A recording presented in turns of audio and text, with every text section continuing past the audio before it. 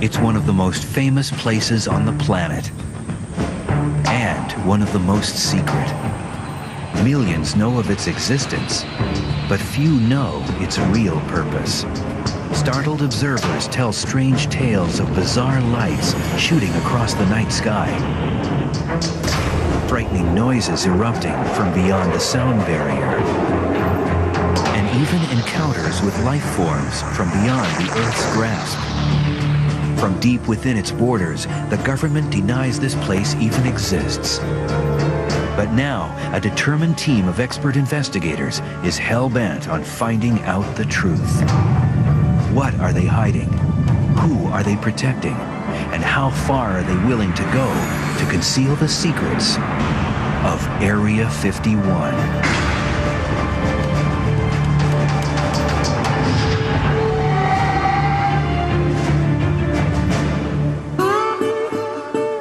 The thing that makes it interesting is they deny that it's there. Area 51 is unlike any other U.S. military base. Located deep in the Nevada desert, this top-secret facility is surrounded by a wall of rugged, unforgiving mountains, protected by an impenetrable ring of security that keeps the base beyond the reach of intruders, and critics charge all government oversight. Reports of strange advanced aircraft suggest they may be testing anti-gravity propulsion, a revolutionary aviation system once reserved for science fiction. Chuck Clark may be the world's foremost authority on Area 51. As a professional astronomer and aviation hobbyist, he's always had a fascination with the base, which the U.S. military claims is simply an aircraft test site.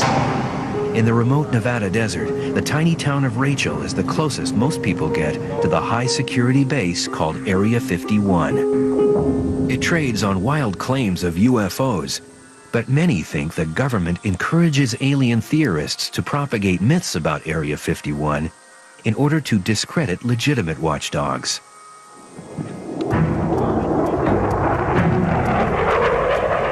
Chuck Clark makes this his home base for watching and documenting any and all activity that comes from the base.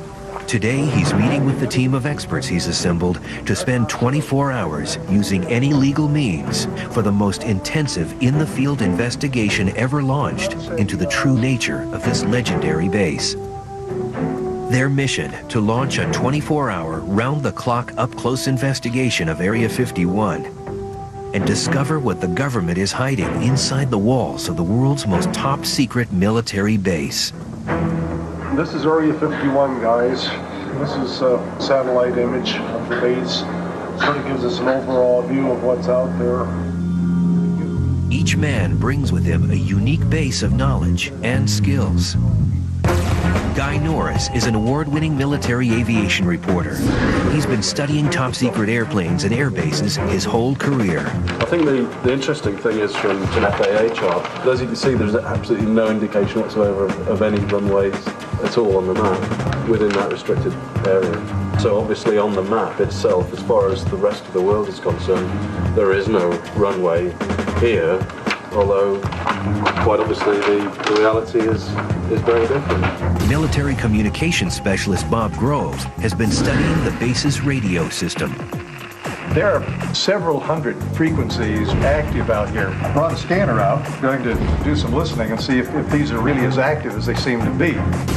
Private Detective Mike Johnson has already been on the case. The security measures are far more than just the remoteness and it's being so desolate and out in the middle of nowhere. He knows that at any high-security military base, guards are well armed, and at Area 51, they are ready to use deadly force if anyone breaches the perimeter. To really observe the working of the base, they must split into two teams. All right. Team 1, electronic surveillance. Mike and Bob will circle the base's perimeter, checking out the elaborate security system up close. They'll try to watch the people who will be watching them, and using radio scanners, they will go beyond the barbed wire and guardhouses to eavesdrop on Area 51. Team number 2, visual surveillance. Chuck will lead Guy to the top of Tikaboo Mountain. It's the only vantage point of the base that hasn't been taken over by the military. Chuck will aim his astronomical telescope not at the stars, but at Area 51. For Chuck, this trip is the most important of dozens he's made to photograph Area 51 and its operations.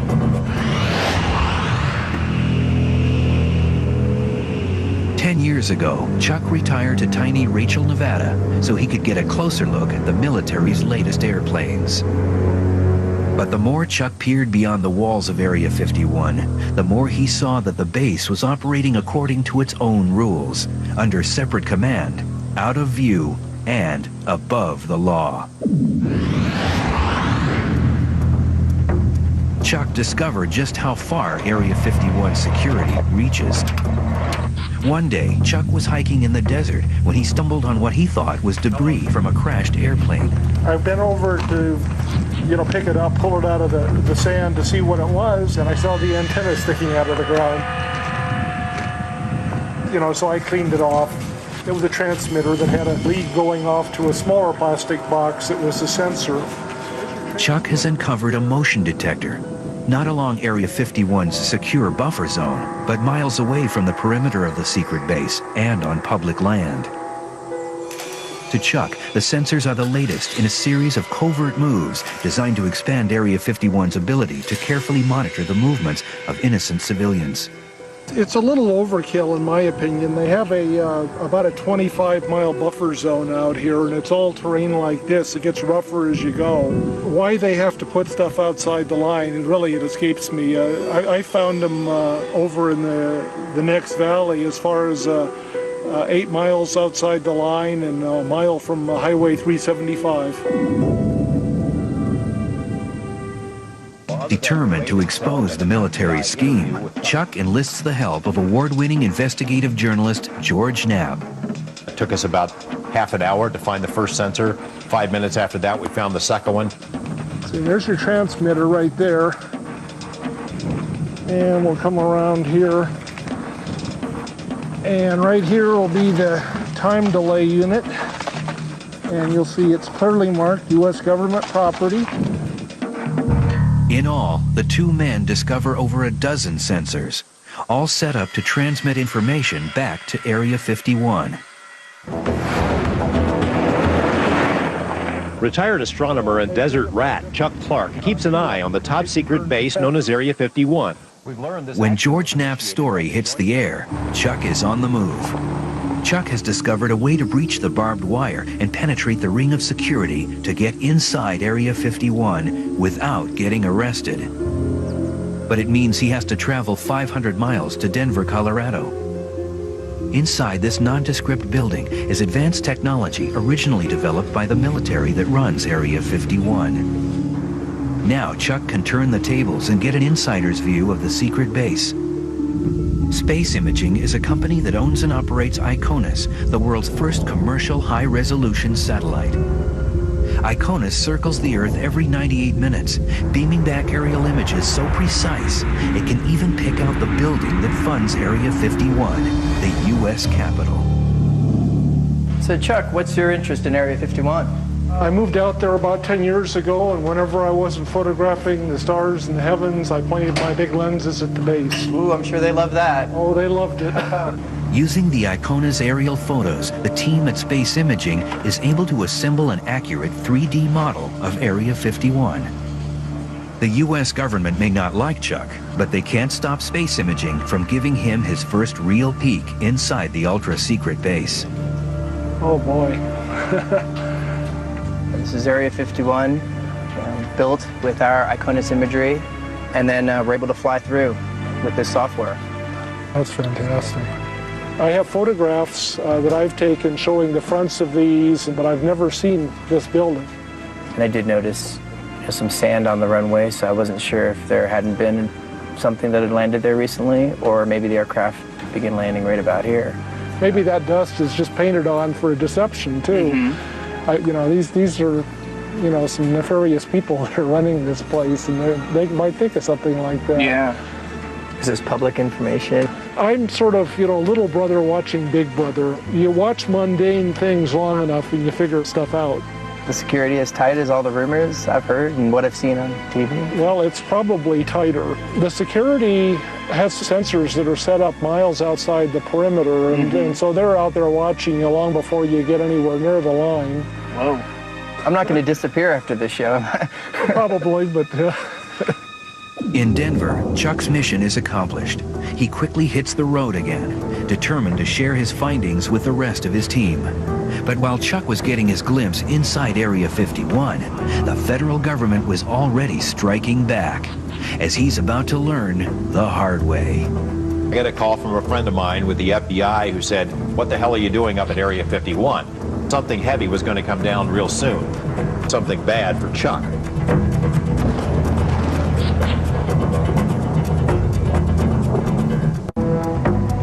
In the remote Nevada desert, Area 51 is a secret military test site.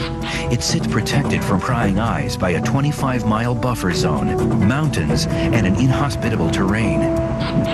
2 teams of investigators are on a stakeout, documenting everything they see and hear. If all goes as planned and base security doesn't interfere, they'll reconnoiter 24 hours later. Team leader Chuck Clark and military aviation expert Guy Norris will set up camp on a mountaintop, armed with a telescope and camera. We seem to be completely in the middle of nowhere, so... We're 22 miles into the backcountry here. This is the easy part. They still face a 2-hour climb up the sheer face of Tikaboo Peak. Wow, so that's how high then? That's around just a few feet below 8,000. We're roughly at 7,000 right here. So we're really on our own out here, aren't we? Yeah, you're on your own. You could be in a whole bunch of trouble up here if you broke a leg or something.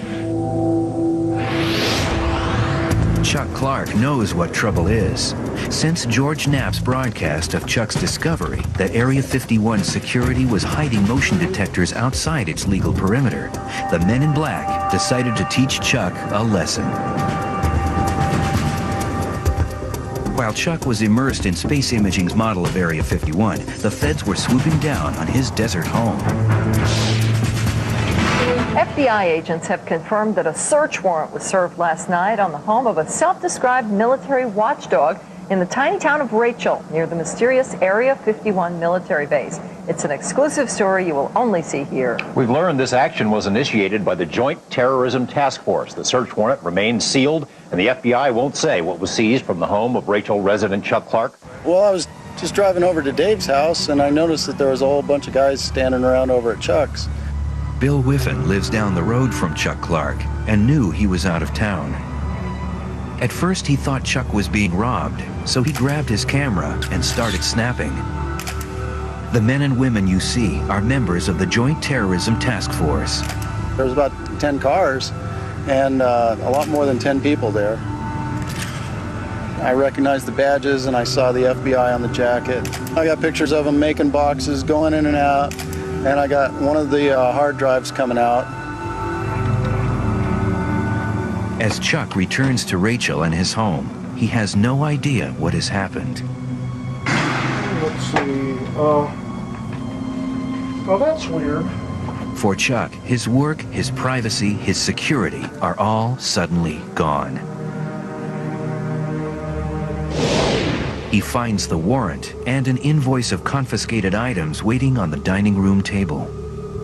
It's district court search warrant, and they've got their card. And I guess that's an inventory. Let's see here. U.S. District Court search warrant. Ooh, Nevada Joint Terrorism Task Force. That's impressive. Every inch of Chuck's place has been thoroughly searched. Basically, they took a whole list of stuff. Scanners, radios. They took 6 floppy disks, 15 CDs, Area 51 photos, film negatives, 2 photo albums. They took the monitor. I don't know why the hell they take a monitor. What information is in a monitor? The phone. Word spreads quickly. Calls come from friends and neighbors. Hello? Oh, I understand some feds visited my place while I was gone. No, I haven't been disappeared yet. That'll be tonight. I'm doing things I know they don't want me to do, but I'm not doing anything illegal. You know, I think they resent the fact that we're starting to publicize their sensors on public land. Now, the message they're trying to send to them was knock it off. I know what I can legally get away with, and I know what I can't get away with, and I push it right to the edge, but I don't go past that edge. And that's what's got them so irritated, that I'm not intimidated by them. I get right in their face with the camera lens. Aware that the government is investigating Chuck, his other teammates, security expert Mike Johnson and audio expert Bob Grove, take up their part of the mission. They are just 2 miles from the rear entrance to Area 51, and they're certain that security can see them coming. There's several ways that they can sense, of course. I'd imagine they're listening to us right now. Well, it could be. They're certainly watching us, but I'd imagine they're listening pretty close. Fence line right up there.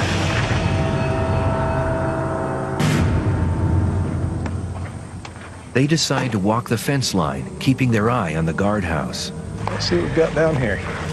There's some type of sensing unit on that fence right there, that white box. Could be, could be. Take a look and see what that is. Security is well aware of them. That's far enough from me. Yeah, let's check the other side of the road, see if there's anything there. From 100 yards away, they get their first glimpse of the private security force contracted to guard Area 51. Known to insiders as the Camo Dudes. So called because of their desert camouflage uniforms. Bob and Mike want a closer look, but they know one step over the line would put their mission in jeopardy. This is not the time to test the boundaries. I don't want to end up in jail. Yeah. Mike and Bob make a quick strategic retreat.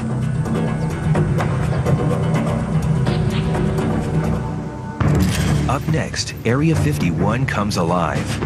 Unbelievable. And we go inside Area 51 with Mr. X. Absolute power is true. Corrupts absolutely.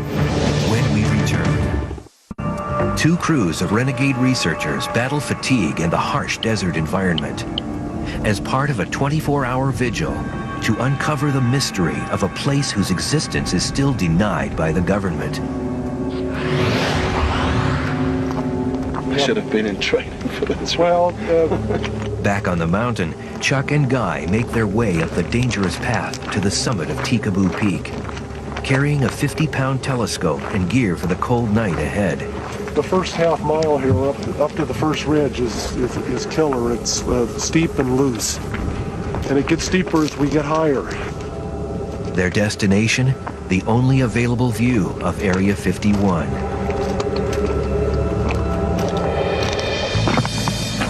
Well, here we are up top. Wow. That is so spectacular, isn't it? So what do you think? Is it worth the climb?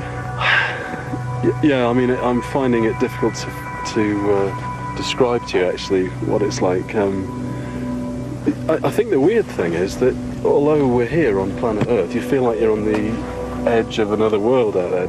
Looking out across the desert through the heat haze, there is another world, one the government has tried to hide from prying eyes. It's Area 51. Yeah, I can see some buildings glinting sort of thing in the sun, and I can make out one of the runways. Unbelievable. I can't believe I'm actually seeing it. It's unbelievable. After all this time, it's incredible. It's not really a myth. Yeah, it really exists. Chuck and Guy hurry to make camp on the bare mountaintop, all too aware that if they can see the base from here, the base can see them.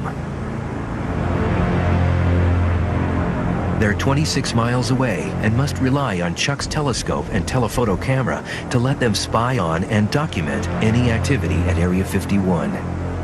With the eyepiece in place, it will give us about a 50-power look. Oh, yeah. Both men know Area 51 exists to test the ultra-secret new technology right out of science fiction. In terms of what could be going on there, There's been a growing speculation that anti-gravity propulsion, this sort of so-called holy grail of aerospace, could be on the verge of becoming reality. There are quite a few stories about things that seem to be anti-gravity, and I've seen a few things over the years also. Like what? Objects that rise slowly and sort of hang motionless for minutes at a time, and then suddenly dart halfway across the sky in a second or two and stop instantly, or make a high-speed V-turn. That's incredible, isn't it? You never know what you're going to see. They're testing all sorts of things here. On the desert floor, disguised as campers, Bob Grove and Mike Johnson are setting up to monitor anything coming or going inside Area 51. They won't be able to see directly into Area 51, but Bob will be able to monitor any transmissions. If there is a presence of phenomena of any type, it can be measured in a physical sense, and there are a variety of test instruments that can do that. For example, this little device, turn it on here. You hear that little chirping sound? This indicates that we have transmitters on, and you and I happen to know that we have because each of us is wearing one. It's our little wireless microphones. Right. With monitors set, Bob and Mike settle in for a long night of listening.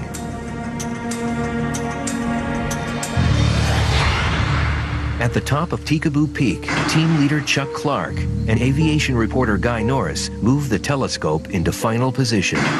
When something happens, if something happens, they'll only have seconds to react. It's a moonless night tonight, right? So that's better for the chances, the potential chances of something happening. It increases the potential chances. They don't want a chance silhouetting against the moon, so the less moon there is in a night, the more likely they are to test. It's almost 2 a.m. Electronics specialist Bob Grove and security expert Mike Johnson are encamped just outside the base's border. Here, and if the signal comes on, it will make us... Bob's high-tech radio equipment will monitor any ground or air activity at Area 51. Stay on there. And if I want to monitor that, we're particularly interested in looking for signals that pop up in this frequency range, because this is a federal government range. One is in the 160 megahertz to 170 megahertz range. And then we go a little bit higher, where military aircraft in the 225 to 400 megahertz range. What they hear is the actual sound of Area 51. 6-5 on Fox 4. Bob adjusts the frequency. What's that chatter that we're hearing there on the radio? That's security. Okay. Talking about us? Could be. Mike and Bob suspect they're being monitored by Area 51 security. They will ride out the night waiting to see if they'll be hassled by the legendary security team.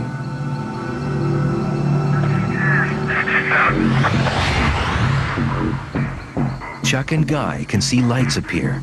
It seems to be operational, even at 3 a.m. In the years that I've been here, almost 10 years I've been here now, it's expanded quite a bit, probably doubled in size just in the last 10 years. Tonight, on the mountain peak and on the desert floor, the air has been strangely silent. Then, the steady static is interrupted.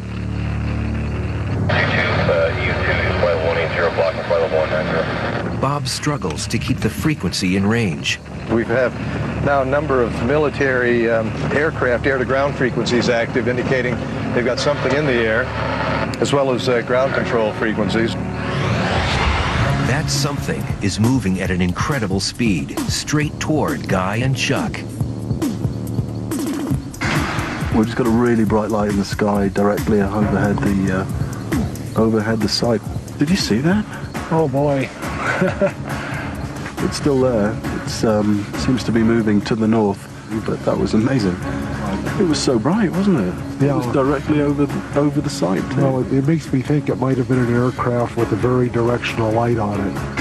Guy hopes for a second sighting so that Chuck's camera has a chance to catch it. But the sky suddenly goes quiet over Area 51. The runway goes dark. When we return, the next morning brings more flights. Oh, there's a MiG-29. Excellent. Mr. X takes us inside the super-secret base. It's an Air Force separate from the normal Air Force above the regular Air Force. And Mike Johnson gets too close to the truth. We got the Las Vegas Metropolitan Police Department watching me. I definitely got his attention. It's 5:30 a.m. As the dawn breaks, Chuck and Guy use the telescope to view the base one final time before the heat haze obscures the image. There's the control tower on the left of that little higher hill in the center. Yeah. You see the top 20 feet of it. Oh, yeah, right. And it looks like the vehicles are over on the left side of that new taxiway now.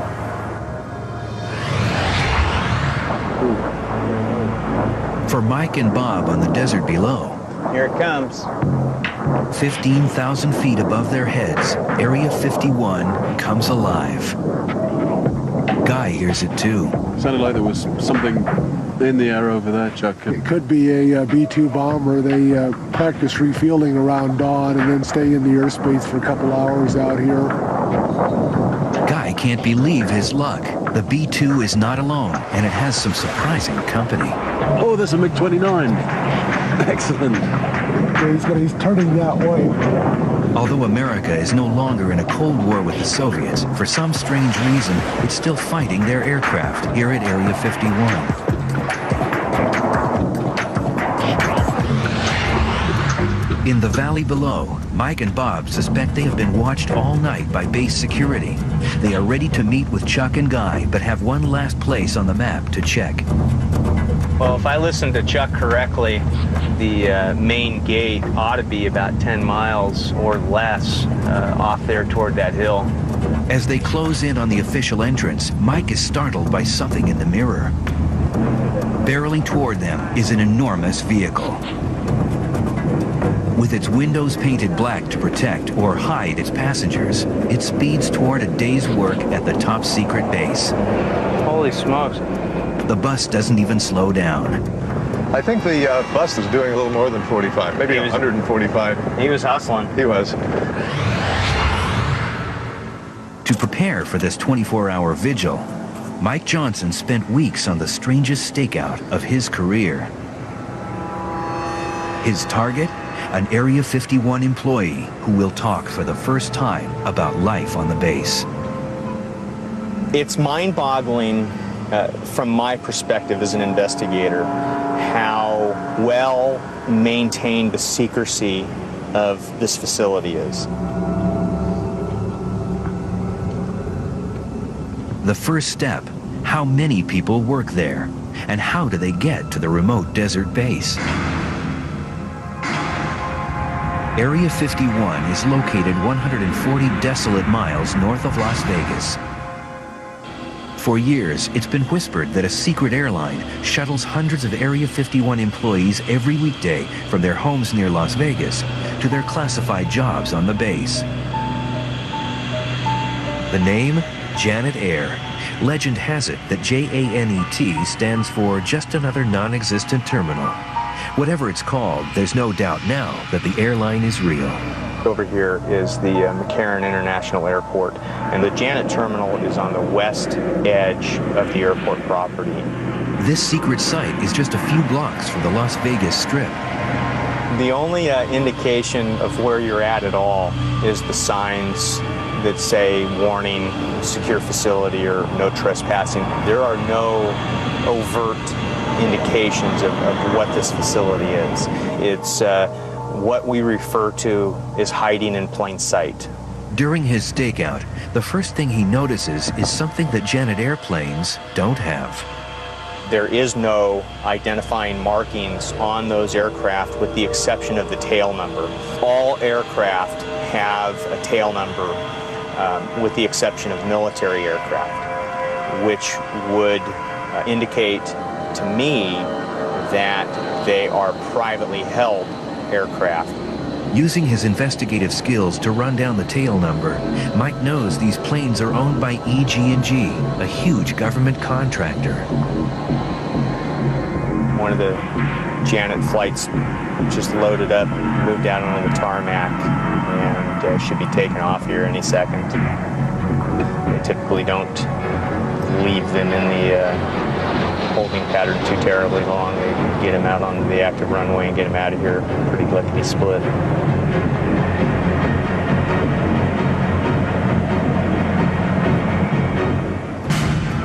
Every day, hundreds of men and women pass through these gates on their way to work at Area 51.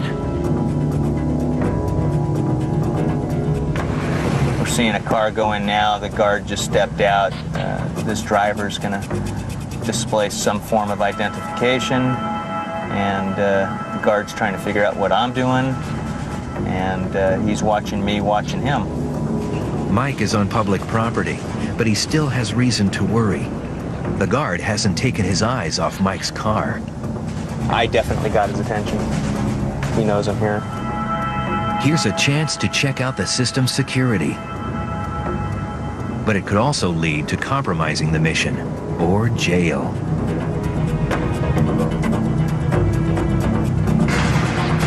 Here's the white security pickup truck.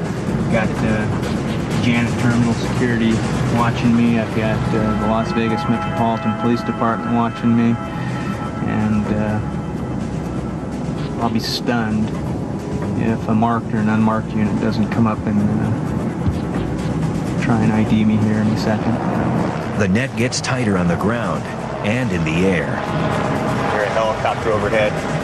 The best way to continue the investigation is to get away fast and come back when things cool down. Coming up next, the 24 hours are almost over. No trespassing beyond this point. Photography of this area is prohibited. Mike Johnson is hot on the trail of an Area 51 vet. The lives were put at risk just to keep the nature of this place a secret. Time is running out, but Mike and Bob know they're close. I see orange markers on the hillside there, and that's what Chuck said delineated their boundary. When there's some type of unit sitting up there, and here's the boundary right here. Yeah, there we are. This is as far as I want to drive. This humble stretch of road is one of the most secure spots on the planet.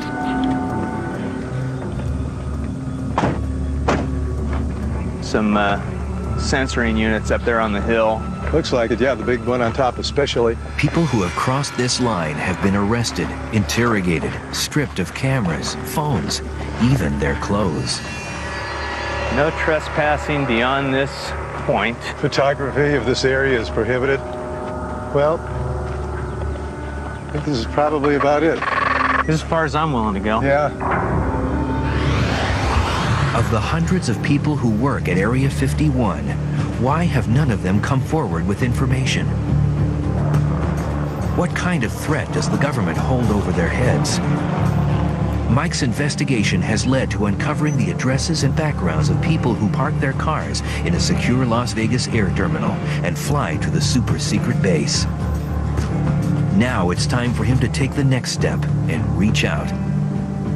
An unmarked black SUV pulls out of the gate. This could be the opportunity of a lifetime. I spent a couple days out here, and I watched the activity.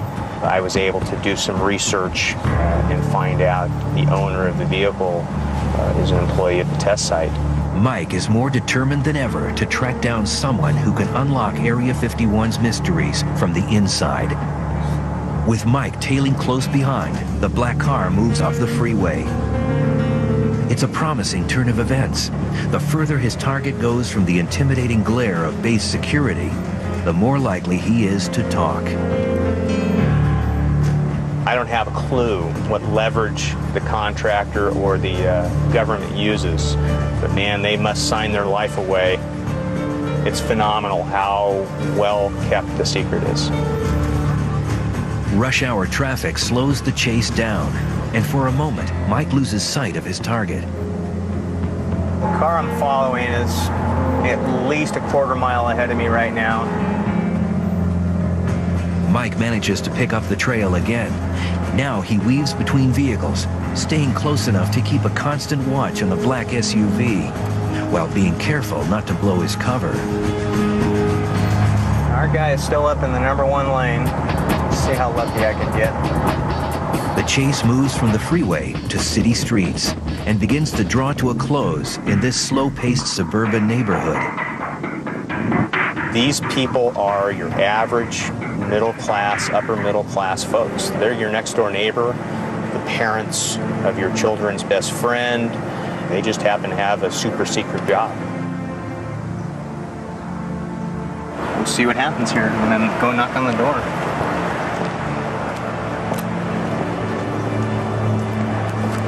Do the answers to Mike's questions lie behind this door?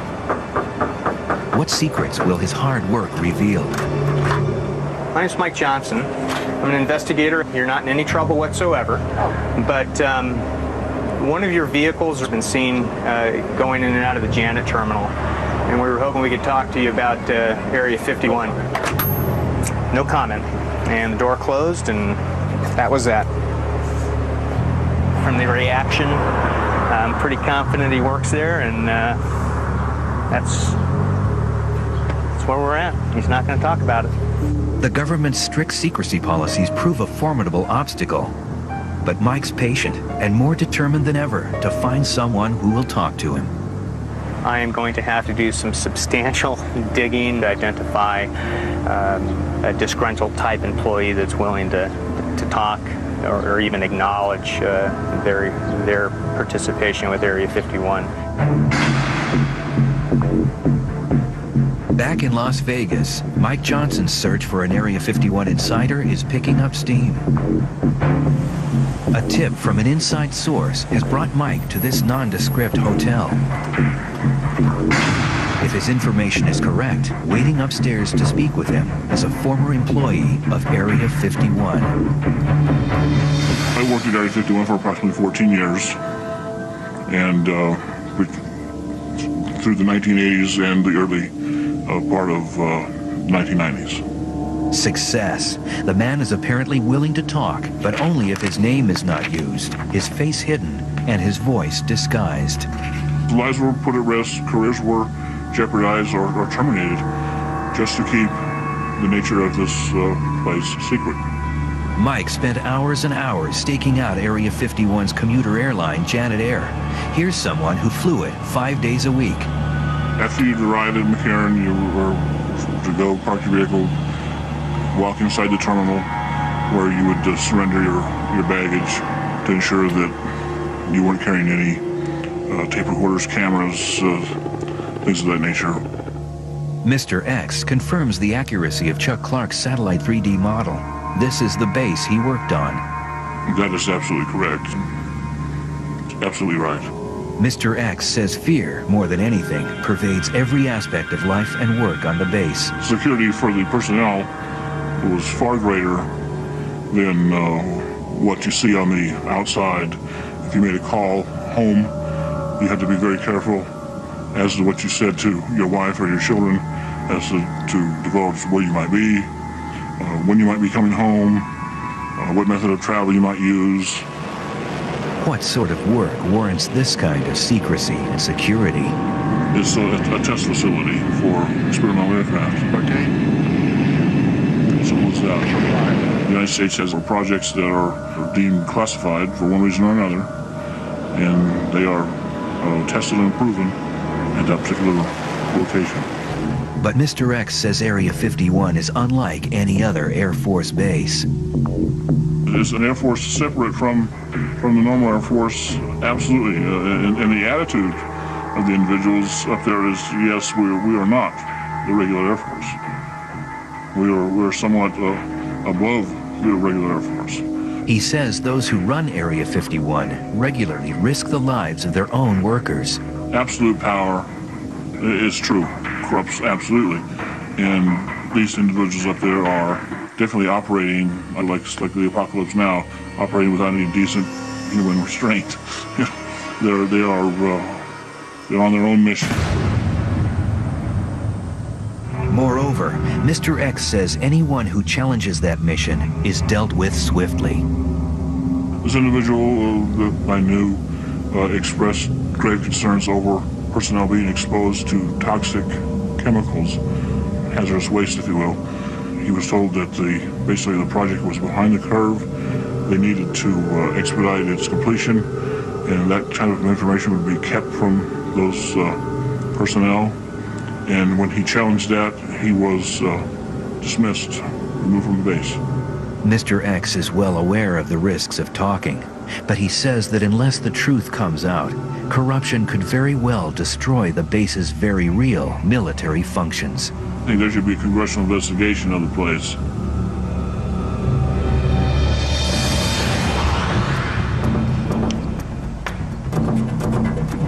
Chuck and Guy, hungry, tired, and facing a tricky climb down a steep slope.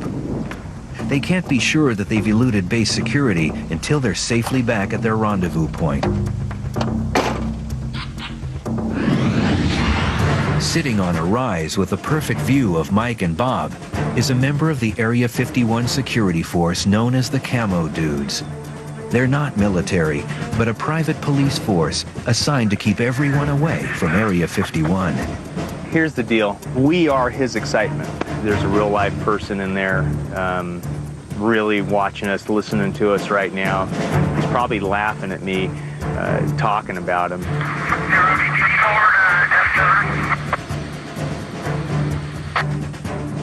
Still a lot of activity on the security channels. Well, I think we've seen just about all we're going to see here, and I'm not willing to go any further. Yeah, I don't think we should tempt fate. With security definitely alerted to their presence, they know it's time to leave and meet up with Guy and Chuck.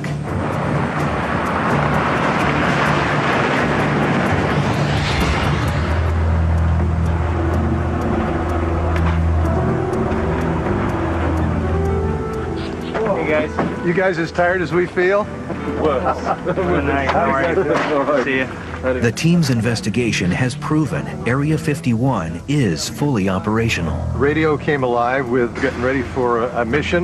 We had an excellent view of the base. It was incredible at that range, you know. If what Mr. X says is true, then men like Chuck Clark and his teammates may offer the best hope for reforming a military base where absolute secrecy is eroding the line between fact and fiction. We're the only superpower left, and yet secrecy at Area 51 has grown rather than decreased in the last couple of years. And you have to ask yourself, why? Why does the military cloak Area 51 in such a thick veil of secrecy? Is it to protect national security? Or does it merely provide cover for more nefarious activities? Either way, the government's not talking. But take a trip out to the desert, walk right up to Area 51's perimeter, and look headlong at the fence that's keeping you out. What Chuck or any of his cohorts will tell you straight up, if you want answers, the truth is in there.